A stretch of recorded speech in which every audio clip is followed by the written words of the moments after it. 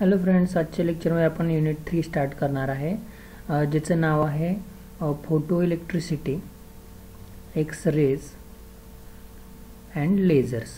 Okay, हे 3 article आपण या लेक्चरमध्ये बघणार आहे. ओके, सो हे जे इफेक्ट आहेत photo electricity, then X ray generation आणि लेझर, हे आपण काय करणार आहे इच लेक्चरमध्ये बघणार आहे. सो फर्स्ट आपण काय करणार आहे, फोटो इलेक्ट्रिसिटी आजच्या लेक्चरमध्ये बघणार आहे. सो ह्याच्यामध्ये काही डेफिनेशन्स आहेत, इफेक्ट आहे, इक्वेशन आहे, त्याचे डेरिव्हेशन कसं काढायचं हे आपण आज बघणार आहे. So first is photo electric effect. Okay, आपण हा डिटेलमध्ये बघणार आहे. फक्त फर्स्ट तुम्हाला फोटो इलेक्ट्रिक इफेक्ट म्हणजे काय बघायचं आहे. सो यामध्ये काय बघणार आहे आपण की एक मेटल प्लेट घेतली आणि मेटल प्लेटवर काय केलं आपण, रेडिएशन इन्सिडेंट केलं. रेडिएशन म्हणजेच काय, light. Okay, for example sunlight याच्यावरती इन्सिडेंट केली तर काय होतं की या मेटल प्लेटमधून इलेक्ट्रॉन्स नॉकआउट होतात किंवा बाहेर पडतात. सो हे जे इमिटेड इलेक्ट्रॉन्स आहेत कशामुळे बाहेर पडले तर इलेक्ट्रिसिटीमुळे. सो इथं काय झालं की फोटो म्हणजे लाईट एनर्जीचं इलेक्ट्रिक एनर्जीमध्ये कन्वर्शन झालं, कारण इलेक्ट्रॉन बाहेर पडले म्हणजे इलेक्ट्रॉन फ्लो झाले. सो आपण काय म्हणू शकतो, light energy get converted into electric energy. Okay, आधी तुम्ही एनर्जी कॉन्झर्वेशनचा लॉ बघितलेला आहे. Energy can be converted from one form to the other form. Okay, so ह्या इथं काय झालं की एनर्जी कन्वर्शन झाली. सो हे जे इलेक्ट्रॉन आहे त्याला काय म्हटलं जातं, फोटो इलेक्ट्रॉन्स. ओके, कारण फोटो इलेक्ट्रिक इफेक्टमध्ये जे इलेक्ट्रॉन तयार झाले जातात त्यांना म्हणतात फोटो इलेक्ट्रॉन्स. फोटोचा मिनिंग आहे लाईट. इथं आपण प्रत्येक वेळी फोटो हा शब्द वापरतोय, याचा फोटोचा मिनिंग आहे लाईटशी संबंधित. ओके, सो याचा आपण डिटेल स्टडीचं इक्वेशन पण बघणार आहे. सो त्याबरोबर आपण बाकीचे काही डेफिनेशन्स आहेत ते आपण बघणार आहे. So first is a Planck's hypothesis किंवा प्लँक्स लॉ किंवा प्लँक्स क्वांटम थिअरी असंही म्हटलं जातं त्याला, प्लँक हायपोथेसिसला. सो प्लँक हायपोथेसिस आहे which is related to light energy. Okay, लाईटची जी एनर्जी आहे इच फोटॉनची किंवा लाईटची एका रेडिएशनची एनर्जी या संबंधीचा हा लॉ आहे. ओके, या लॉमुळे आपल्याला काय होतं की एनर्जीचं आणि फ्रिक्वेन्सीचं रिलेशन मिळतं. ओके, फॉर एक्झाम्पल एक सोर्स ऑफ लाईट आहे आणि हा काय करतो की लाईट इमिट करतो. ओके, ही जी इमिटेड लाईट आहे त्यात व्हॅरियस कलरची इमिटेड लाईट आहे, म्हणजे वेगवेगळ्या प्रकारची लाईट आहे. Blue colour, red colour, yellow colour, सगळ्या प्रकारची लाईट आहे. सो ही लाईट आहे विच इज वेव्ह, एक प्रकारच्या वेव्ह आहेत. ओके, सो आपण काय करत होतो, रेडिएशन जे आहे त्याबद्दल आपण रेन दाखवत होतो, पण नंतर काय झालं की रेडिएशन आहे हे मॅक्सवेलने प्रूव्ह केलं की it is a wave, one kind of wave. So ही जी वेव्ह आहे, सो वेव्हचं काय व्हॅरियस प्रॉपर्टी आहेत ते आपण बघणार आहे. सो फॉर एक्झाम्पल आपण एक वेव्ह घेतली. ओके, सो वेव्ह एका पॉईंटला स्टार्ट झाली, एका साईडला गेली, देन दुसऱ्या साईडला परत मेन पोझिशनला आली. हे जे याला काय म्हणतो आपण कम्प्लीट वेव्ह. सो ही वेव्हची काय झाली, ही झाली वेव्ह लेंथ आणि ती दाखवली जाते ग्रीक लेटर लॅम्डानं. Okay, this is a wave length. याचं युनिट आयदर सेंटीमीटर आहे किंवा कोणत्याही दुसऱ्या लेंथच्या असे युनिटमध्ये मेजर केलं जातं. ओके, सो दुसरं एक क्वांटिटी काय, फ्रिक्वेन्सी आहे किंवा number of oscillations of radiation per unit time. Okay, so oscillation किती वेळा वर खाली होतात युनिट, त्याचे ऑसिलेशनला काय म्हटलं जातं, फ्रिक्वेन्सी असं म्हटलं जातं. सो पर युनिट टाइम आहे, सो याचं युनिट काय असणार आहे, पर सेकंद किंवा हर्ट्ज असं युनिट आहे याचा. सो हे दोन क्वांटिटी आहेत आणि याचं नोटेशन आहे न्यू. व्ही सारखं आहे, थोडंसं एक लेग आहे तो असं बेंड करायचा. So it is read as nu. So दोन कन्सेप्ट तुम्ही बघितले, वेव्ह लेंथ आणि फ्रिक्वेन्सी. ओके, एका वेव्हची लेंथला काय म्हणतो, वेव्ह लेंथ, आणि number of oscillation per unit सेकंदला काय म्हटलं जातं, फ्रिक्वेन्सी म्हटलं जातं. सो फ्रिक्वेन्सी आणि वेव्ह लेंथ कसे आहेत, एकमेकाचे अपोजिट किंवा इनव्हर्स आहेत असं म्हटलं तरी चालेल. आपण त्याचं रिलेशन पण बघणार आहे. सो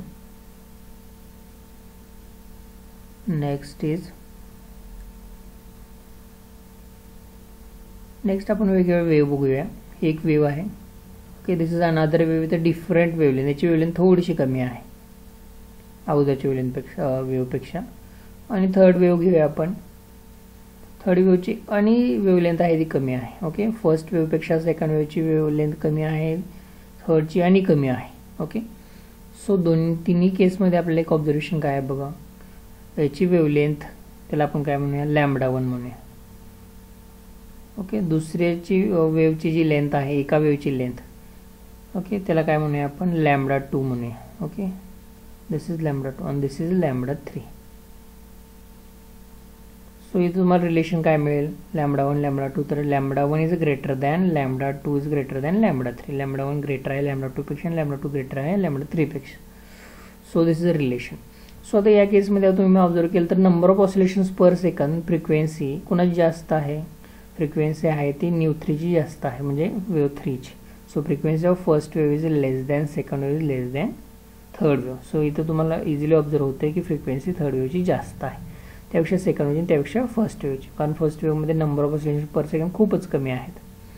सो लॅम्बडा आणि फ्रिक्वेन्सी कशा आहेत, एकमेकाच्या इनव्हर्स प्रपोर्शन आहेत.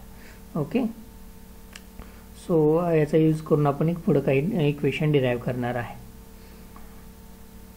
सो दिस इज आता आपण हे काय बघितलं, एनर्जी आणि फ्रिक्वेन्सी रिलेशन. आपण बघूया आता एनर्जीचे रिलेशन. सो जेवढी फ्रिक्वेन्सी जास्त म्हणजे ऑसिलेशन जास्त तेवढी एनर्जी जास्त. सो या केसमध्ये आपण म्हणूया की E3 कशी आहे, जास्त आहे किंवा आपण काय म्हणूया की E1 E2 अगोदरच्या सारखं लिहूया, E1 is less than E2 is less than E3. म्हणजेच काय, E3ची एनर्जी सगळ्यात जास्त आहे कारण तिथं number of oscillation per second सगळ्यात जास्त आहेत. सो E3 सगळ्यात जास्त आहे E2 पेक्षा आणि E1 पेक्षाही. सो जेवढी फ्रिक्वेन्सी जास्त तेवढी एनर्जी जास्त. सो फ्रिक्वेन्सी आणि एनर्जी कशा आहेत, एकमेकाच्या प्रोपोर्शनमध्ये आहेत. Energy is proportional to frequency. आता हे प्रोपोर्शनॅलिटी साइन तुम्हाला काढून टाकायचं असेल तर you have to multiply some constant, proportion फ्रिक्वेन्सीचे किंवा इनव्हर्स प्रोपोर्शन वेव्हलेंथच्या. सो आपल्याला काय करायचं, हे प्रोपोर्शनॅलिटी साइन काढून टाकायचं आहे. सो काय करावं लागेल, कोणत्या तरी एका कॉन्स्टंटनं मल्टिप्लाय करावं लागेल. तो कॉन्स्टंट फाइंड आउट केला प्लँक्सनं. सो त्या कॉन्स्टंटला काय म्हणतात, Planck constant divided by h. So E is equal to h nu. This is energy and frequency relation. हा जो h आहे तो कसा आहे, प्रोपोर्शनॅलिटी कॉन्स्टंट किंवा त्याला काय म्हटलं जातं, प्लँक्स कॉन्स्टंट. या प्लँकच्या नावावरून, कारण प्लँक्सने ह्या फिनॉमिनाचा स्टडी केला किंवा त्याच्यामुळे काय केलं जातं, त्याच्या नावानं हा कॉन्स्टंट दिलेलं आहे त्याचं नाव. So Planck's constant. सो याची व्हॅल्यू किती आहे, value is very very small, 6.63 × 10⁻⁻34 joule second. -34, very very small. So हे फ्रिक्वेन्सी आणि एनर्जीमधलं रिलेशन. याचं मिनिंग काय की फ्रिक्वेन्सी जास्त असेल एनर्जी जास्त असणार आहे. सो E3ची एनर्जी कशी आहे, जास्त आहे. सो हे जे रेडिएशन्स आहेत व्हॅरियस कलरचे, म्हणजे जेवढ्या नंबर ऑफ फ्रिक्वेन्सी तेवढ्या वेगवेगळ्या प्रकारच्या काय असतील, एनर्जी असतील सोर्समधून येणाऱ्या. So for a single radiation, एका रेडिएशनची एनर्जी आहे. Multiple radiation, n number of radiation तो इमिट करत असेल, एकाच प्रकारची n number of radiation emit करत असेल तर आपण एनर्जी कशी म्हणू शकतो, होलची n multiply by h nu. So NH nu. Okay, so ही एका रेडिएशनची एनर्जी आहे आणि n मल्टिप्लाय केलं तर काय म्हणू आपण, n रेडिएशनची एनर्जी आहे. E is equal to NH nu. हा n काय आहे, n हा नंबर आहे, आयदर एक रेडिएशन असेल, 2 असतील, 3 असतील, म्हणजेच काय इंटीजर आहे हा. So it is a integer आणि ज्याची व्हॅल्यू कशी असू शकते, 1 2 3 डॉट डॉट डॉट डॉट काही असू शकते. सो काय म्हणू आपण, n इज एन इंटीजर. आणि हे काय झालं, एनर्जी आणि फ्रिक्वेन्सीचं रिलेशन झालं. So next part of this lecture is photons. Okay, जे रेडिएशन त्याला नाव दिलं आहे फोटॉन्स. फोटॉन्स काय आहे, it is a bunch of energy किंवा रेडिएशन आहे त्याला फोटॉन असंही म्हटलं जातं. Okay, it is a treated as a particle, ज्याला काहीतरी फ्रिक्वेन्सी आहे, वेव्हलेंथ आहे, एनर्जी आहे. ओके, सो आपण काय करणार आहे, थोड्या फोटॉनच्या काही प्रॉपर्टी बघणार आहे. सो फोटॉन काय आहे, फोटॉन इज अ रेडिएशन आणि ज्याची फ्रिक्वेन्सी आहे, एनर्जी आहे, वेव्हलेंथ आहे. So some properties of photons. काय प्रॉपर्टीज आहेत, फर्स्ट प्रॉपर्टीज की हा electrically, photons is electrically neutral. Okay, म्हणजे याच्यावरती कोणताही चार्ज नाही, पॉझिटिव्ह किंवा निगेटिव्ह असा कोणत्याही प्रकारचा फोटॉनवरती चार्ज नाही, त्याला काय म्हणतो आपण, इलेक्ट्रिकली न्यूट्रल आहे. There is no charge on a photon. So तो कसा होईल की इलेक्ट्रिक फील्डमधनं डेव्हिएट होणार नाही. Okay, So next is the speed of photon is equal to speed of light is equal to 3 into 10 raised to 8 meter per second, which is highest in the universe. Universe मधलं सगळ्यात maximum possible जे speed आहे that is 3 into 10 raised to 8 म्हणजे 3 lakh kilometre per second. Okay, so which is highest in the universe. Third property of the photon is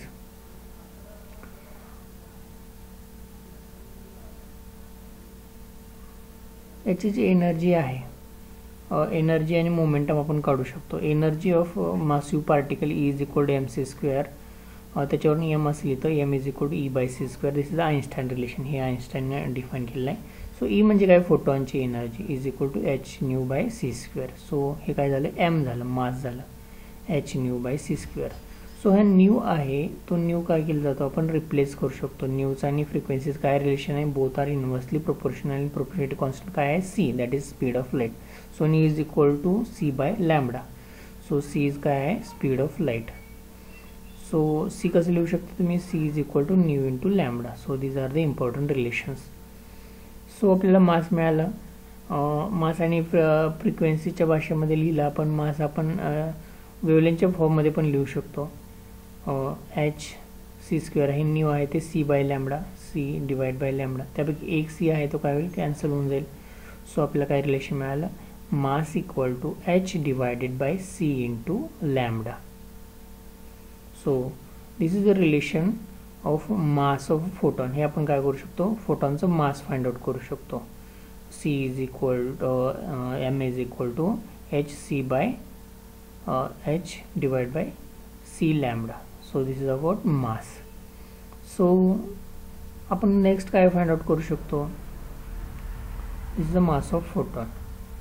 momentum mass आहे तर आपल्याला momentum पण easily काढता येतो. मोमेंटम ऑफ फोटॉनचं मोमेंटम किती आहे. वेलोसिटी माहिती आहे आपल्याला, velocity is equal to C, that is speed of light, mass into velocity. So मासचं रिलेशन आपल्याकडे आहे. मास काय आहे, mass is equal to ma and c, m multiply by c. So मासचं रिलेशन लिहिलं, h divide by c lambda multiply by c. So c cancel out होऊन जाईल आणि आता तुम्हाला मोमेंटम काय मिळेल, h divided by lambda. So this is momentum p.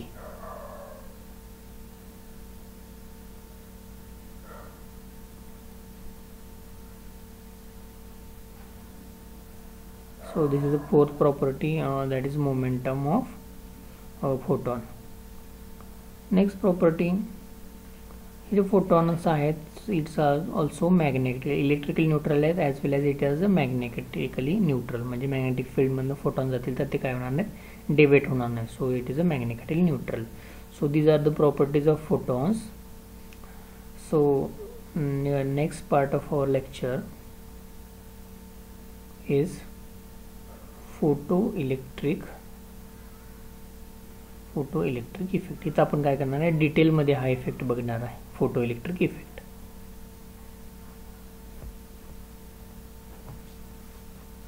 Suppose ही एक मेटल प्लेट आहे. ओके, सो मेटल प्लेट आहे ना, याच्यावरती काय झालं की रेडिएशन इन्सिडेंट झालं. सो मेटल प्लेटमध्ये काय असणार आहेत, ॲटमचे अरेंजमेंट असणार आहे. So this is a positive centre of atom आणि याच्या अराउंड काय होतात की इलेक्ट्रॉन्स मूव्ह होत आहेत. सो ज्यावेळी रेडिएशन येतील त्या आउटर इलेक्ट्रॉनमध्ये, आउटर ऑर्बिटमध्ये जे इलेक्ट्रॉन मूव्ह होतात त्यांच्यावर इंटरॅक्शन होईल. इंटरॅक्शन झाल्यामुळे काय होईल की इलेक्ट्रॉन्स आहेत ते त्याच्यातून नॉकआउट होतील आणि नॉकआउट झालेले हे जे इलेक्ट्रॉन्स आहेत आउटर ऑर्बिटमधले ते काय होतील की सरफेसवरती जातील मेटल प्लेटच्या. सो मेटल प्लेटवरच्या सरफेसवर जाण्यासाठी काय होईल की it require some amount of energy.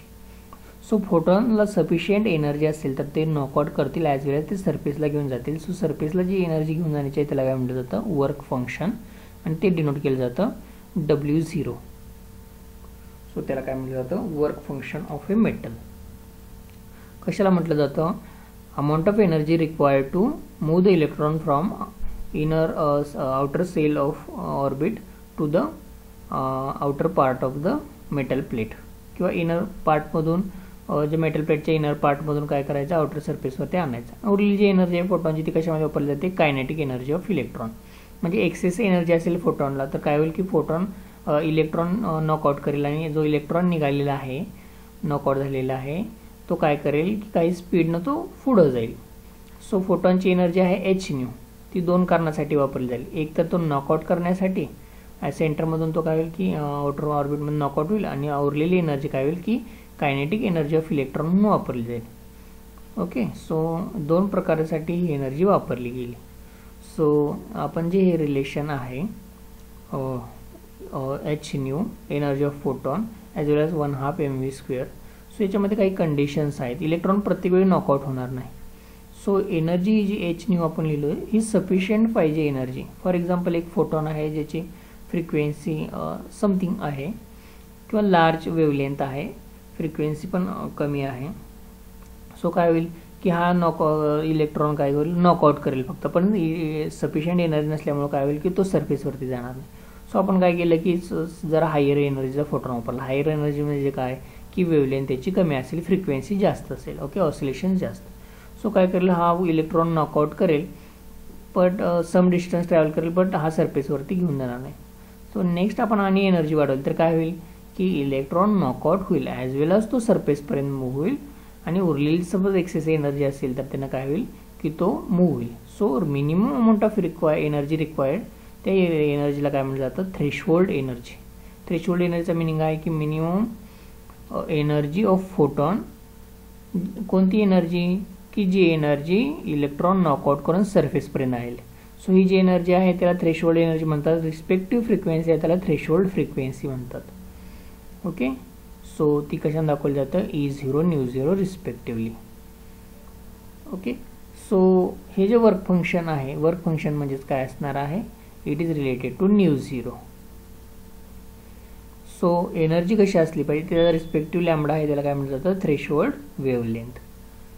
So ही जी आपण इन्सिडेंट फ्रिक्वेन्सी आहे which is always greater than the frequency threshold frequency. So incident frequency आहे जी थ्रेशहोल्ड फ्रिक्वेन्सीपेक्षा जास्त असेल तरच फोटो इलेक्ट्रिक इफेक्ट तुम्हाला ऑब्झर्व होईल.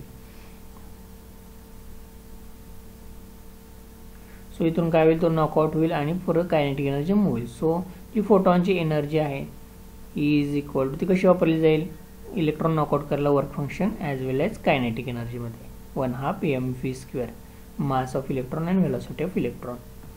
सो ही ई काय आहे frequency energy of photon is equal to H nu. So ड is equal to W0 plus 1/2 mv². So W0 म्हणजे काय वर्क फंक्शन म्हणजेच minimum amount of energy required to bring the electron to the surface which is exactly equal to threshold energy म्हणजेच E0 म्हणजेच काय h μ0. So आपण work function कसं लिहू शकतो is equal to h μ0. E0 is equal to h μ0.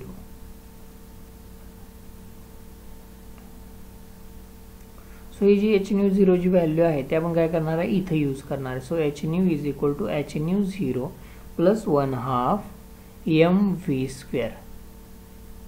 Okay, so याच्यावरून आपण kinetic energy find out करू शकतो 1/2 mv². हे h μ0 त्या साईडला घेऊन गेलो आपण तर काय होणार मायनस होईल h nu minus h μ0. So h common काढला तर काय मिळेल आपल्याला h into bracket nu minus μ0. This is the kinetic energy of photo electron.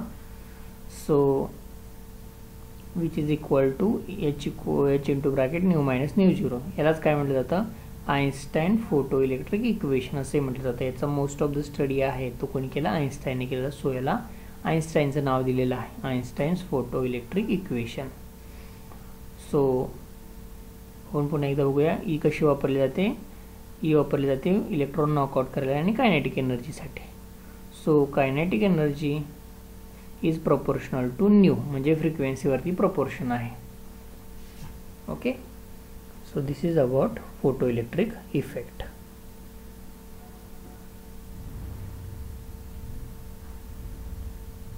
So next part of our lecture is photoelectric cell.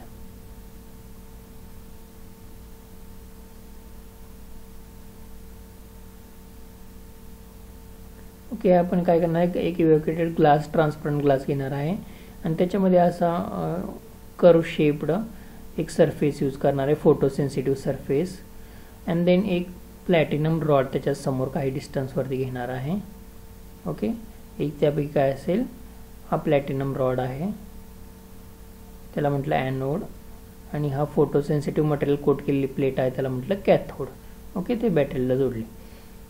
This is anode is a platinum plate किंवा platinum rod. ज्यावेळी incident radiation पडतील त्यावेळी काय photo electric effect होणार आहे. फोटोसेन्सिटिव्ह material काय होईल की फोटोसेन्सिटिव्ह मटेरियल काय करेल, त्याला निगेटिव्ह सप्लाय दिल्यामुळे काय करेल, निगेटिव्ह सप्लाय दिला आहे तेव्हा काय करेल की रेडिएशन इन्सिडेंट झालं तर इलेक्ट्रॉन तो इमिट करेल, फोटो इलेक्ट्रॉन्स इमिट झालेले इमिट कुठे जातील, प्लॅटिनम प्लेटकडे जातील. का बरं जातील, कारण त्याला आपण काय केलेलं आहे, बॅटरीचा पॉझिटिव्ह सप्लाय दिलेला आहे. सो अशा प्रकारे काय होईल की इथं सर्किट कंप्लीट होईल. याला काय म्हटलं जातं, फोटो इलेक्ट्रिक सेल म्हटलं जातं. सो हाय पॉवर सप्लाय दिल्यामुळे काय होईल की ते इलेक्ट्रॉनला अट्रॅक्ट करेल, कारण ॲनोडवरती पॉझिटिव्ह चार्ज असतो, इलेक्ट्रॉनवरती निगेटिव्ह चार्ज असतो. सो निगेटिव्ह इलेक्ट्रॉन्सला पॉझिटिव्ह ॲनोड अट्रॅक्ट करणार आहे. So this is about a photo electric cell. So याचे व्हॅरियस ॲप्लिकेशन्स आहेत. त्यातले मेन जे ॲप्लिकेशन्स आहेत ते आपण बघणार आहे. बुकमध्ये खूप सारे दिलेले ॲप्लिकेशन्स आहेत. सो व्हेरी इम्पॉर्टंट ॲप्लिकेशन आपण इथं बघणार आहे. So application of photo electric sale.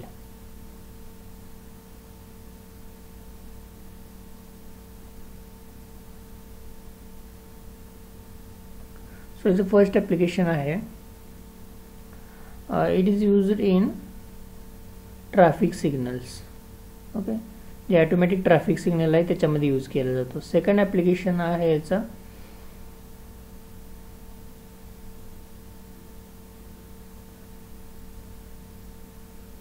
Second application is automatic street light.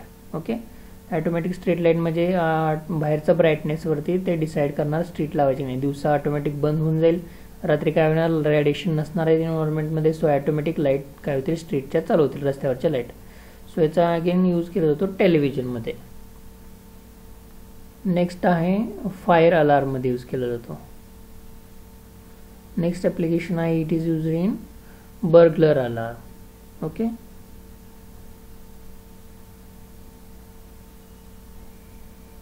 Next application आहे याचा, it is use in lux meter, ज्याच्यामध्ये काय केलं जातं की लाईटची इंटेन्सिटी मेजर केली जाते. To measure lux meter to measure intensity of light, intensity लाईटची मेजर करण्यासाठी याचा फोटो इलेक्ट्रिक सेल वापरला जातो. So then